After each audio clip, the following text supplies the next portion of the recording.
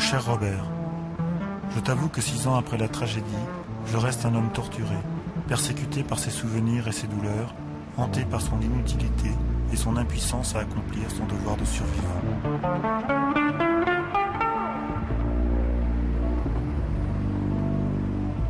La tragédie dont parle cette lettre, c'est le génocide des Rwandais Tutsis au printemps 94.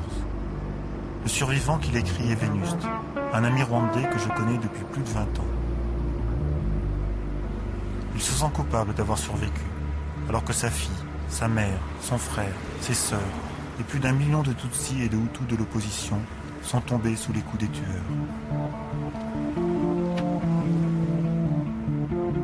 Dans le bus de nuit qui me conduit vers Munich, je relis cette lettre de Vénuste envoyée d'Allemagne. Elle m'apprend qu'il vient de terminer un livre sur le génocide, mais elle m'annonce aussi une nouvelle souffrance pour sa famille.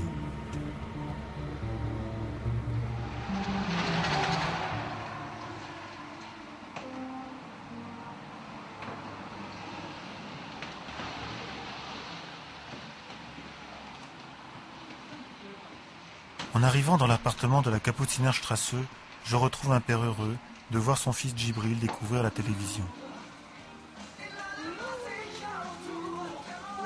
Je connais pourtant bien la fierté et la capacité des Rwandais à dissimuler leurs émotions. Cette fois encore, les apparences sont trompeuses. À Munich, Vénuste est venu du Rwanda soigner Djibril, atteint d'une tumeur cancéreuse. À l'âge de 4 ans, l'enfant a vécu le drame. C'était un enfant observateur, en plus fragile, plus ou moins. Il a été témoin direct de l'assassinat de sa sœur. Et là, je le raconte parce que là, on me l'a raconté exactement aussi. Et ensuite, il a été choqué. Donc, c'est pour ça que je parle de lui, parce qu'il a été choqué ensuite. Il n'a pas pu parler pendant, je crois, les 2 ou 3 mois qui ont suivi. Et il avait toujours peur. Et quand sa grand-mère a pu le récupérer, au milieu du génocide, bien sûr, c'était un enfant complètement détraqué. C'est l'enfant, peut-être, que ce génocide a marqué le plus et que l'assassinat de sa sœur a marqué le plus. Djibril a retrouvé la parole et bientôt la santé. Mais il ne vivra jamais l'enfance rwandaise qu'a connue son père. Vénuste est né en 1950. Petit paysan pauvre des collines, il suit une scolarité exceptionnelle pendant plus de 20 ans, jusqu'en 1973. Et puis soudain, tout s'arrête. Des tueries organisées par des politiciens Hutus prennent de nouveau pour cible les Tutsis. Vénuste s'enfuit au Burundi voisin. Le calme revenu, Vénuste est de retour, mais les nouvelles autorités refusent qu'il termine ses études. 25 ans après, il écrit au sujet de cet acte scélérat. Je ne pourrais jamais offrir à ma mère une vie moins dure comme je me l'étais promis. Mon frère et mes sœurs qui n'avaient pas pu entreprendre des études secondaires resteraient des parias, des misérables paysans. Et je n'épouserais pas la fille que j'aimais et qui commençait à marquer ses distances suite à cet échec. Quelques années plus tard, Vénuste se mariera avec une autre femme, Annie. Ils auront ensemble 7 enfants. Vénuste fait la dure expérience qu'en tant que Tutsi, il ne sera jamais un Rwandais à part entière. Depuis l'indépendance en 1962, un parti Hutu détient le pouvoir. Ces Hutus disent représenter plus de 85% de la population et fondent leur légitimité sur une idéologie raciste, ethniste. Pour le général Habyarimana, 2e président de la République rwandaise, un vrai Rwandais est Hutu. Les Tutsis minoritaires sont des apatrides, boucs émissaires des foules endoctrinées. Pour échapper à la ségrégation officielle, qui vise particulièrement les Tutsis instruits, Vénuste doit chercher refuge dans une institution occidentale. Pendant 24 ans, il travaillera au Centre culturel français. Sa patrie de complément sera la France. C'est là, au Centre culturel français, qu'à la fin des années 70, je ferai sa connaissance.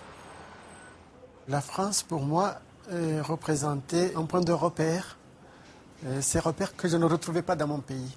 Un homme normal, il a envie de liberté, il a envie de vivre libre, d'avoir tous les droits toute l'histoire que j'ai apprise, la plus grande partie de l'histoire que j'ai apprise, c'était l'histoire de la France. Ce qui fait que j'ai évolué dans ma vie, et finalement dans le milieu où je travaillais, c'était toujours une France idéalisée que j'avais. Pour moi, c'était ça la vision de la France. La France, c'était un grand pays, un très grand pays, et qui devait normalement tout gagner d'ailleurs. Même quand la France perdait un match de football, moi je me sentais très malade. T'aimais le football? Non, j'aimais pas le football du tout, mais j'aimais que la France gagne. Voilà. Je sais pas, je me considérais un peu comme un Français, je sais pas. Pour moi, la France, c'était une sorte de seconde patrie. Peut-être que je n'atteignais pas tout à fait, mais je me considérais, après être rwandais, je me considérais un tout petit peu français, parce que j'ai intégré les valeurs de la France, je les appréciais, même si on n'en bénéficiait pas tout à fait chez moi. Je me disais, c'est ça mes aspirations. Mes références, je les prenais sur la France. C'est comme ça que j'ai évolué jusqu'au moment où j'ai été déçu. Vénuste parle, écrit et pense en français. Cet atout, il l'a utilisé pour se tenir informé en permanence sur le monde. Il entretient régulièrement des correspondances, comme celle que nous n'avons jamais vraiment interrompue depuis 1980. Vénuste sera tout désigné pour écrire sur les événements de son pays. C'était à la fois une envie, un besoin et un devoir. Mais pour moi, je savais que, en tant que rescapé du génocide, j'avais un devoir de mémoire. Je ne suis pas un rescapé pour moi-même, pas pour ma famille, je suis un rescapé pour tous ceux qui sont partis. Et même pour tous ceux qui sont rescapés et qui n'ont pas les moyens de contribuer à cette mémoire autant que moi. Rwanda écrire par devoir de mémoire est le nom qu'a choisi Fest Africa pour une résidence d'écrivains africains au Rwanda. En 1998, une dizaine d'entre eux a passé 2 mois à Kigali, la capitale rwandaise. C'est Fest Africa qui a donné les moyens à Vénuste de participer au projet d'écriture sur le génocide. Le Salon du livre africain a réuni tous les écrivains de la résidence, dont évidemment Vénuste. Parti de Munich, il tombe dans les bras des Rwandaises de France et de Belgique. Boubacar Diop, un des participants sénégalais de Fest Africa, introduit Vénuste dans le monde de la littérature africaine. La plupart des écrivains de la résidence sont originaires d'Afrique de l'Ouest. Sur le génocide, ils ont imaginé des romans. Mais Vénuste s'en est tenu à un témoignage personnel. D'un seul jet, il a écrit un livre de plus de 300 pages. Vénuste est un des rares rescapés à avoir écrit sa propre histoire en français. Le voilà maintenant invité à en parler.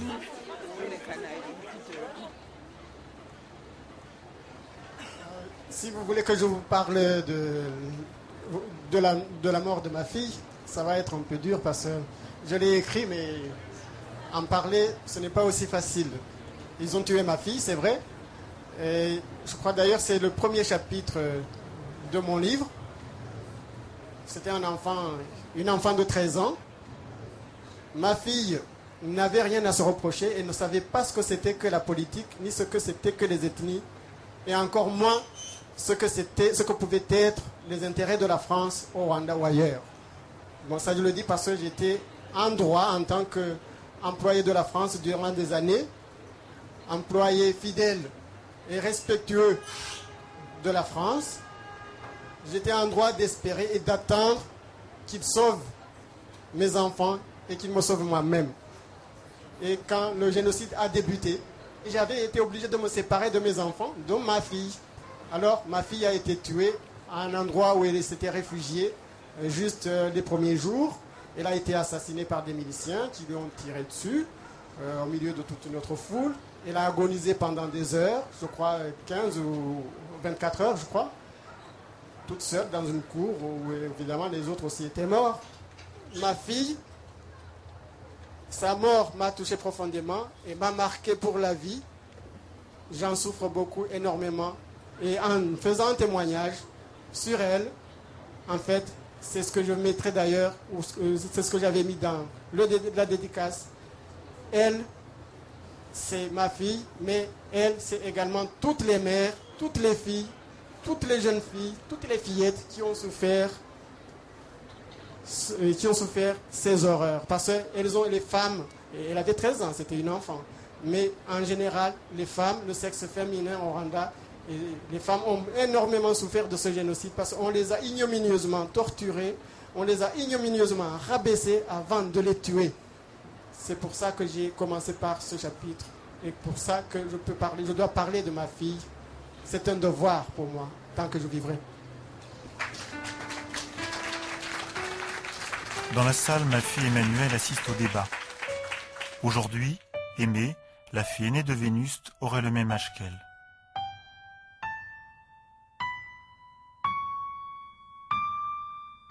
Les deux enfants ne s'étaient jamais rencontrés. Mais Aimée connaissait Emmanuel par une cassette vidéo que j'avais autrefois laissée à Vénuste. C'était après un reportage au Rwanda que nous avions réalisé ensemble en 1991.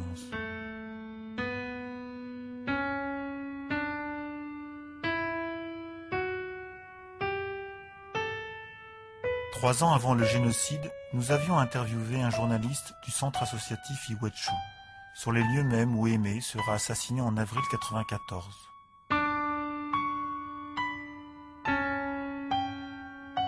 Il reste encore de cette époque quelques images de mauvaise qualité de la maison de Vénuste, entièrement rasée pendant le génocide. Il y a encore une autre image où on aperçoit Aimée tenant l'un de ses petits frères dans les bras. Il n'existe pas d'autre souvenir d'elle. Ma mémoire est morte avec le génocide. J'ai tout perdu avant le génocide. Tout, jusqu'au bout de papier. Tout perdu. Presque jusqu'à mon identité. Mais il ne faut pas que la mémoire du génocide s'efface. Il faut que je reconstruise une nouvelle vie et une nouvelle mémoire, mais pour rendre justice, au moins dans l'écrit, au moins dans les témoignages, pour rendre justice à ceux qui sont morts comme ça. C'est ainsi que dans son livre, Vénuste reconstruit l'assassinat de sa fille Aimée, une agonie que Djibril garde encore en mémoire. Le 8 avril 1994 au matin, un groupe d'environ 150 miliciens débarqua au centre Iwachu. Là étaient retranchés depuis la veille près de 3000 Tutsis. Soudain, à travers les fenêtres des salles où ils étaient rassemblés, ils virent plusieurs véhicules, civils et militaires, envahir la cour. Les assaillants en jaillirent, fusils, massues cloutées ou machettes à la main. Ils formaient une masse hurlante, gluante. Certains avaient des vêtements couverts de sang, d'autres portaient des maquillages horribles qui les faisaient ressembler à des démons venus tout droit de l'enfer.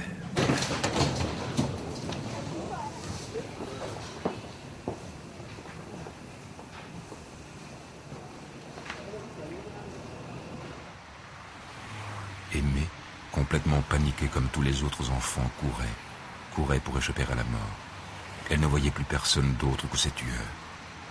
Au loin, un milicien repère une fillette épouvantée qui fuit désespérément à la mort. Tout à coup, décidé, il arme son fusil, vise et lâche le projectile foudroyant. Aimée s'écroule aussitôt dans un cri de frayeur et de douleur. Maintenant, Aimée est complètement seule. Elle le sait, elle le sent. Petit à petit, elle se vide de son sang dont s'abreuve la terre du centre Iwachu. Dans sa souffrance, elle gémit, elle appelle au secours un père, une mère, un Dieu, inexplicablement absent. « Vous m'avez vraiment tous abandonné ?» interroge-t-elle dans un râle. « Aidez-moi, je vous en supplie. Au secours, papa. Papa, où es-tu? Et toi, maman, où es-tu parti? Où sont mes frères? Où est ma sœur? Oncle, pourquoi n'es-tu pas avec moi? S'il vous plaît, aidez-moi, je me sens mal. Je vais mourir. »